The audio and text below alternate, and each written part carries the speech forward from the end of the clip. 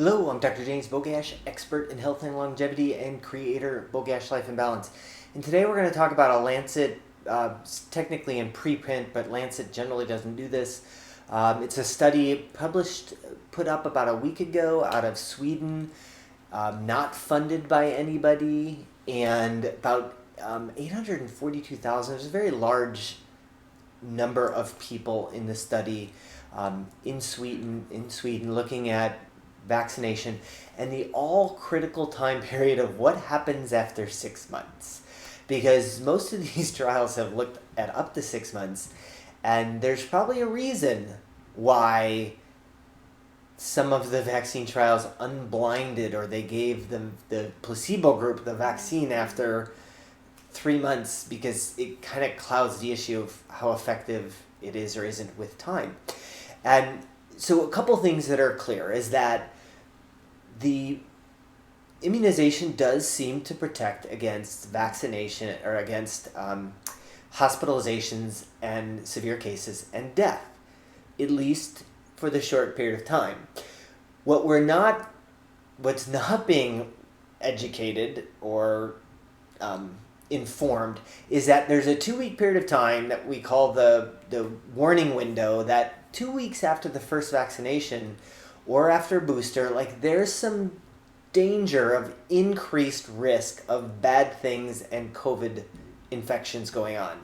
I've mentioned this before, it's a simple fix, but we need to admit that this happens. We probably won't ever admit to it happening because you're not considered fully vaccinated until after your second dose. And so if the first dose is doing something bad, they don't want to count that as a vaccination problem. So again, it seems to be effective for that period of time, but what happens after the 3, 4, 5, 6 month mark? And the data is really not turning out to be too good, and I'll kind of get into what we should do about that. But this was a study, again, as I mentioned, out of Sweden, pretty large, and they looked at the upwards of 8 months after vaccination. So we're starting to get some real data about what happens, and the numbers get a little scary.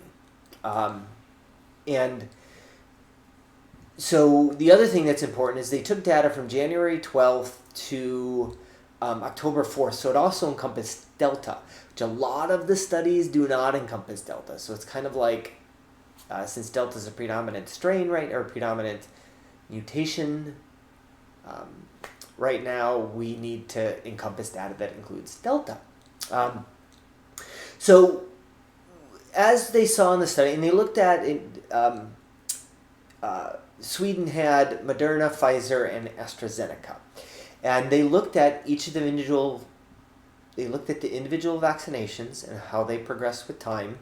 They looked at the combination of vaccinations, and then they looked at what happened within, like, men, age, comorbidities, and that's where the numbers start getting a little scary. But as we've seen, that the numbers after day 15, so again, you wonder what would happen if we included that. But after day 15, 92% efficacy. This is with Pfizer. That dropped down between 4 and 6 months to 47%. So it tanked pretty quickly within the range of Delta. And then after 7 months, it dropped to 23%.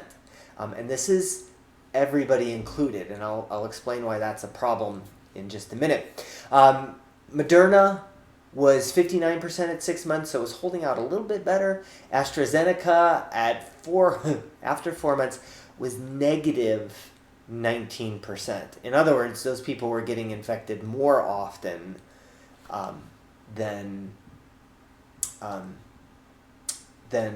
people who didn't get vaccinated. And these were cases.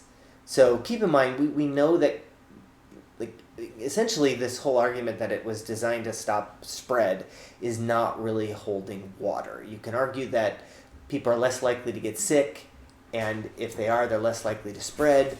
But the reality is that the numbers after a short period of time really don't match up. And so it's very clear now the vaccination is not stopping spread. Maybe for the first couple weeks, couple months afterwards, but after that, no. Severe cases. it dropped, protection of severe cases dropped from 89% to 42% after 6 months. The problem here is that in older, frail individuals in men with comorbidities, the exact populations we need to protect, those numbers started getting very ugly. And if you're a data person and want to look, I would refer you to supplemental table 2, or sorry, table 4. That kind of goes into that, and you start seeing some pretty strong negative vaccine efficacy numbers in certain age groups, meaning these people were at greater risk after, as time went on, the more we needed to protect them. So this certainly argues for boosters in a select population, maybe not for everybody. That's not where we're at now. I happen to know a 30-year-old, otherwise healthy woman that was going for her booster this week. That kind of stuff to date still doesn't make sense. Plus, when we start looking at boosters, you start running the risk of side effects. And this boils down to what we were looking at earlier as far as I had some interesting discussions with some people on social media, and their thought was that it didn't matter that absolute risk reduction, even though it was incredibly low, didn't matter because it was protecting, but that only matters if the vaccine is durable. And so that conversation starts to break down when we have to continue to use boosters. Beyond the scope of this video, but the as it always boils down to, we should be working on taking better care of our immune system. That should come as no big shock. I've been saying this from day frickin' one, that we need to focus on taking better care of ourselves. Even vitamin D alone, the data is pretty darn strong at protecting people, and yet that is still not part of the conversations coming out of public health. As always, I'll post a link to this particular study in the description. Make sure you like this video, share it with somebody who you think needs the information, and subscribe to the channel.